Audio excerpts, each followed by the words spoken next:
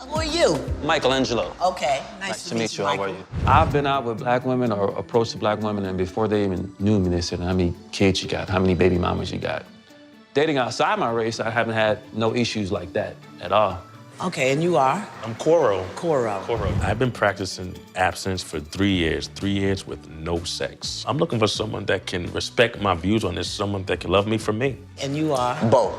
Bo. Yeah, I don't date black women now because of past experiences. They like to place that strong personality on you, and sometimes you just kind of, just like, you know, stand in a woman's place. So do you have any idea why you're here? We share some of the same Opinions. About? Why are black women so angry? Was your mother angry?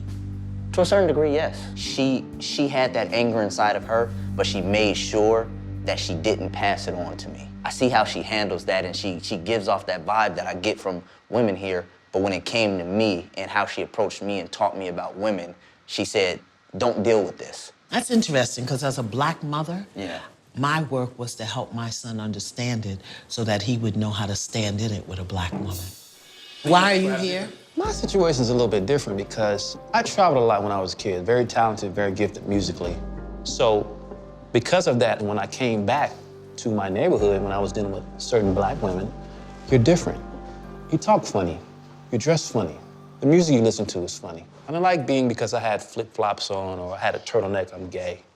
The problem I'm having is just because you're my culture and you're black, you don't get a pass. All the women in my family, I got a side of cousins that made me feel weird about that. How can anybody make you feel anything?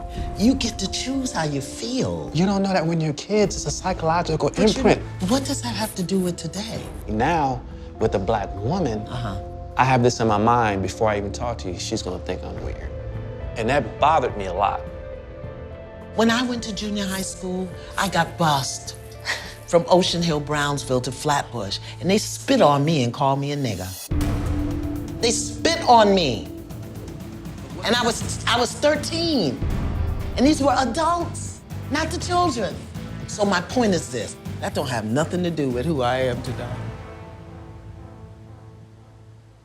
What is your experience? A lot of black women, they don't want to talk to me. Some of them don't want to talk to me.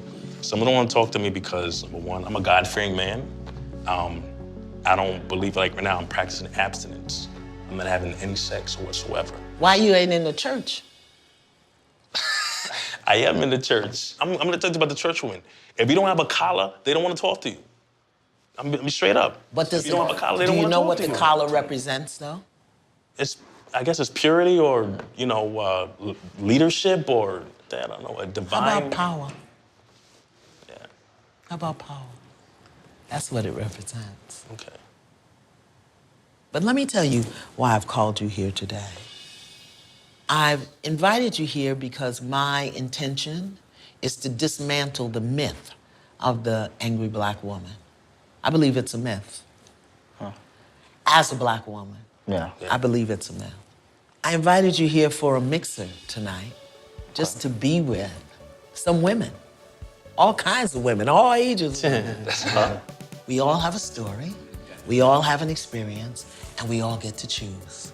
Tonight you get to choose how you're gonna experience these women.